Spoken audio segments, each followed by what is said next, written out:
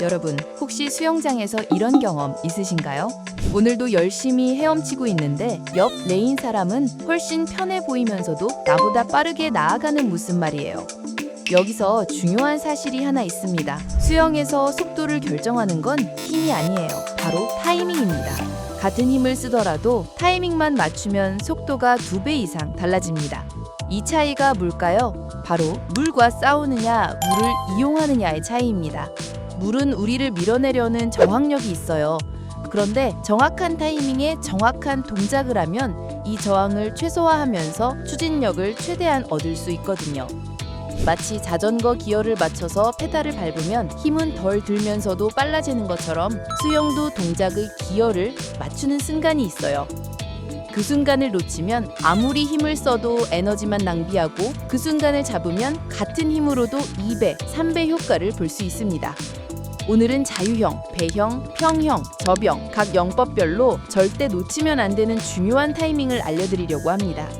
지금부터 10분만 집중해서 보시면 내일 수영장에서 바로 체감할 수 있으니 집중해서 바로 가봅니다.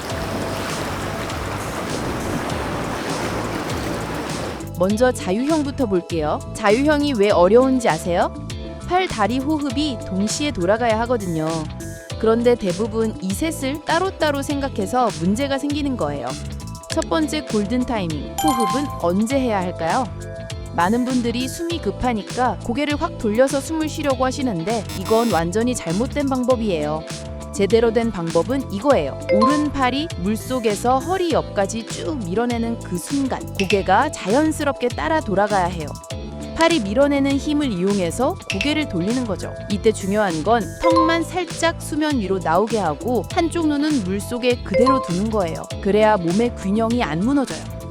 두 번째 골든 타이밍, 킥은 어떻게 맞춰야 할까요? 이것도 신기한데 오른팔이 뒤로 밀어낼 때는 왼발이 동시에 아래로 차야 해요. 반대편끼리 맞춰서 움직이는 거죠. 한번 상상해 보세요. 걸을 때도 오른발을 내디디면 왼팔이 앞으로 나가잖아요. 수영도 똑같아요. 이 교차 동작이 맞아야 몸이 좌우로 흔들리지 않고 일직선으로 쭉 나아가게 돼요. 마지막으로 중요한 건 시선이에요. 호흡한다고 고개를 들어서 정면을 보시면 절대 안 돼요. 허리가 확 꺾이면서 하체가 물 쪽으로 푹 가라앉거든요. 시선은 항상 옆으로 두고 복부에 힘을 꽉 줘서 몸을 일직선으로 유지하는 게 핵심이에요. 참고로 자유형에서 가장 흔한 실수가 숨이 급하다고 호흡을 자주 하려는 건데 처음엔 4박자마다 한 번씩 호흡하는 게 좋아요. 그래야 리듬이 안정되거든요. 이번엔 배형인데 사실 배형이 자유형보다 쉬울 수도 있어요. 왜냐하면 얼굴이 항상 물 위에 있어서 호흡 걱정은 없거든요. 대신 다른 문제가 있죠. 배형에서 가장 흔한 실수가 뭔지 아세요? 바로 몸이 좌우로 흔들리면서 지그재그로 가는 거예요. 이게 왜 생기냐면 팔과 다리 타이밍이 안 맞아서 그래요. 올바른 방법은 이거예요. 오른팔이 귀 옆을 지나서 물속으로 쑥 들어갈 때 그 순간 왼발을 아래로 탁 차는 거예요. 팔과 반대쪽 발이 동시에 움직이는 거죠. 이 타이밍이 딱 맞으면 몸이 수평을 완벽하게 유지하면서 미끄러지듯 나아가요. 근데 여기서 주의할 점이 있어요. 팔을 돌릴 때 어깨가 자연스럽게 좌우로 롤링하는 건 괜찮은데 고개까지 같이 움직이면 안 돼요. 머리는 물 위에 가볍게 떠 있는 느낌으로 고정하고 턱도 과하게 젖히지 마세요. 그래야 허리가 안정돼요. 배영에서 절대 멈추면 안 되는 게 킥이에요. 팔 동작에 집중하다가 발차기를 멈추는 순간 몸이 바로 물속으로 푹 가라앉거든요. 킥은 시계추처럼 일정하게 무릎을 너무 굽히지 말고 계속 흔들어주세요. 그리고 배영할 때 방향 감각 잃기 쉬운데 천정의 조명이나 특정 지점을 기준점으로 삼으면 직진하기가 훨씬 쉬워져요.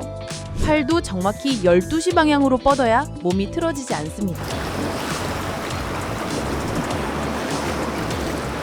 자, 이제 평형인데요. 평형이 진짜 매력 있는 영법이에요. 왜냐면 잘하면 정말 힘 안 들고 멀리 갈 수 있거든요. 그런데 타이밍이 조금만 어긋나면 물속에서 허우적대기만 하고 앞으로 안 나가요. 평형의 핵심은 순서예요. 팔, 호흡, 킥 순서로 들어가야 해요. 이 순서가 바뀌면 완전히 망가져요.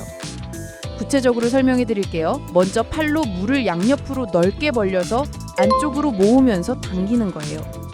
이때 고개가 자연스럽게 올라오면서 숨을 쉬는 거죠. 그 다음에 팔을 앞으로 쭉 뻗으면서 동시에 다리로 물을 뒤로 확 차는 거예요. 여기서 가장 중요한 포인트가 있어요. 팔을 앞으로 뻗을 때는 반드시 머리가 먼저 물속에 들어가 있어야 해요. 호흡을 너무 오래 하면 팔은 벌써 앞으로 나갔는데 머리가 아직 들려 있어서 상체가 무겁게 가라앉거든요.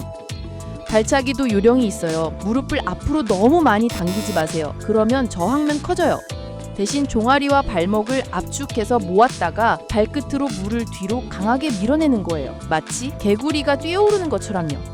이 타이밍이 딱 맞으면 몸이 잠깐 멈췄다가 앞으로 쭉 미끄러지는 느낌을 받을 거예요. 이게 평영의 진짜 매력이에요. 평영에서 가장 중요한 구간이 바로 이 글라이딩, 즉 미끄러지는 순간을 충분히 즐겨야 해요. 급하게 다람 동작을 하면 리듬이 깨져버리거든요. 마지막으로 저병인데요. 저병은 솔직히 가장 어려운 영법이에요. 그런데 제대로 하면 정말 멋있어요.